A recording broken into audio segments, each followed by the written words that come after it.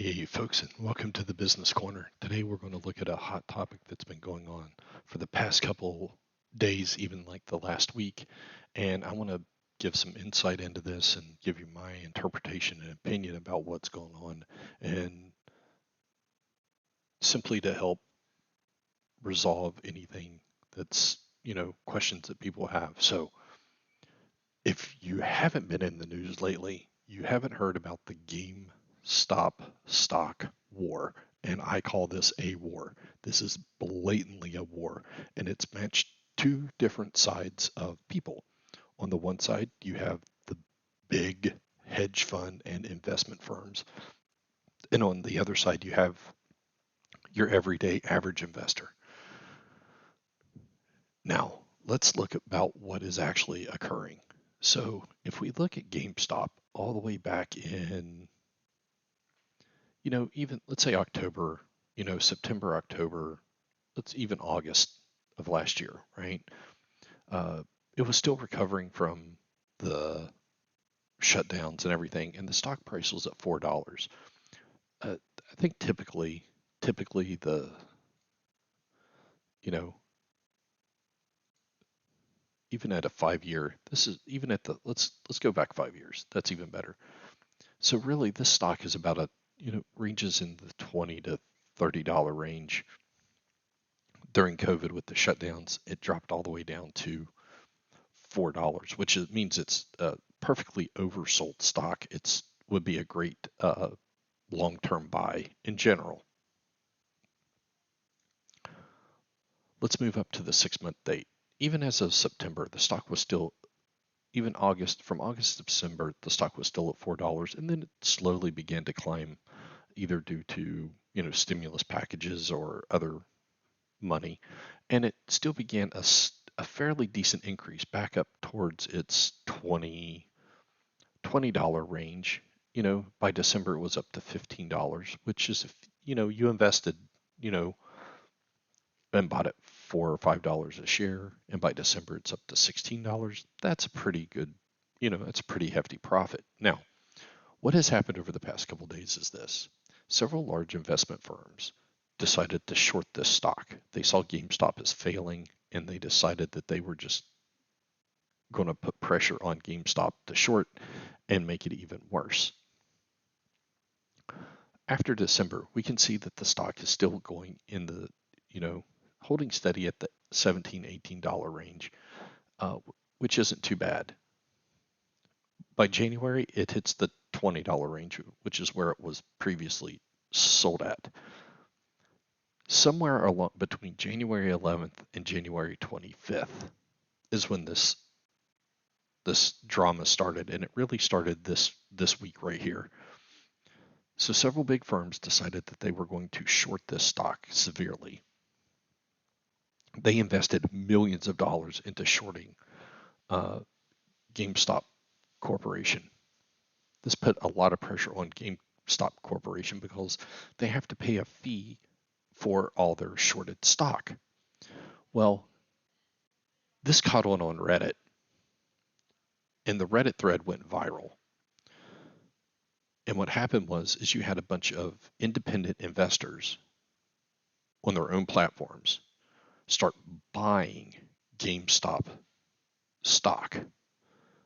And you could really see it happen this week. I mean, the stock went from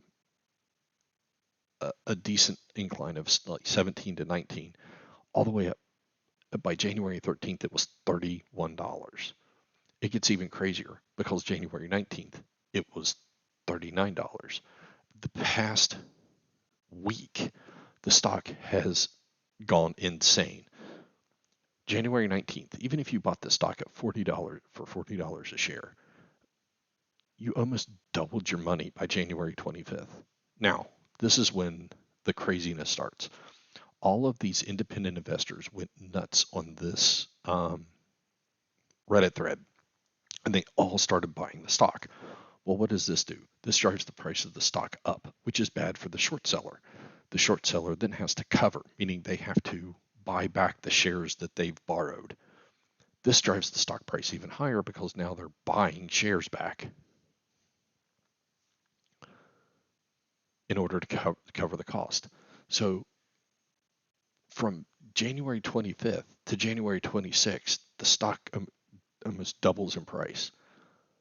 By January 27th, it's at $347 a share. By January 28th, just yesterday, this was at $469 a share. So even if you bought anywhere from here or even here to here and sold it, you were on the very good receiving end. Now, I'll explain this dip and this here in a minute. So what we have here is we have a war between big investment firms that have shorted the stock and independent investors that are using Robinhood and other such platforms that bought the stock. The momentum went against the shorters. And the reason why is the short sellers had already shorted their investments. Their bets were already placed. They had nothing left to combat the momentum up that all the buyers put on the stock. So now what we have is platforms like Robinhood that have multiple lawsuits against them and other trading platforms that have halted the sale and buy of several stocks, not just GameStop, but this one in particular I'm going to focus on. I severely disagree with this. The stock market is a risk-based market. You don't get to pull your weight because you have lost a lot of money. And just to put this in perspective, the people that shorted GameStop over the past several days have lost almost $5 billion in revenue or in money trying to cover for what the stock has been doing. Now,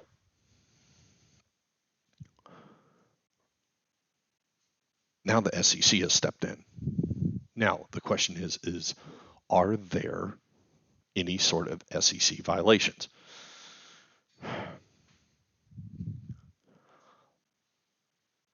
The only thing that could be considered an SEC violation would be a pump and dump. And pump and dumps are illegal. A pump and dump is where you have misinformation about a stock that goes out and you yourself own shares of that stock and you get people to buy that stock based on misinformation, fraud, other things. You wait for the stock price to go up really high and then you dump all your shares. The Wolf of Wall Street is a perfect example of pump and dump. It's illegal. You're not allowed to do it. There is, however, nothing illegal about telling people these firms have shorted all these shares of the stock. Let's buy the stock. To my knowledge, there is nothing illegal about that. Now, let's explain these dips right here. This dip occurred right here because platforms like Robinhood and other places froze anything to do with selling or trading this stock, which meant people that had it could get rid of it. This is why you see this dip. If you bought up here, you lost a lot of money when it dipped down to 132. Then it opened back up to trading, and the people were able to either switch platforms or whatever and bought some more. It dipped again last night, and then it scooted back up, and now it's still back up to $323. I do not believe Robinhood or the other platforms should be manipulating the markets like this. The big investment firms took a risk in shorting the stock and they lost on it. That's their problem. It's not the individual investor's problem. It's not the market's problem. That's how capitalism works, folks. You don't get to pick winners and losers. You don't get to cry if you lose billions of dollars because you tried to sink a company with shorting a stock, or you overbought on a company and it happened to go under. That's part of the investment game. The platforms should not be picking winners and losers. There have been there have been a lot of people that have made a lot of money off of this stock. From my understanding, someone invested $4,000 in stock options and they scooted out with over $11 million. I say good for them. I do believe that the SEC needs to investigate these types of transactions because I think it's important to make sure that there's market integrity out there. I am a firm believer in ethical trading and ethical practices. You can look it up. Since January, all of the short sellers, all the people that have shorted on stocks have lost a total of almost $91 billion in their shorts. Some of this has to do with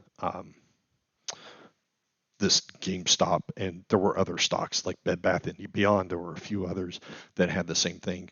People pulled their money together, not really pulled their money together, but they all bought these overly shortened stocks from of these investment firms and pushed their stock prices way higher.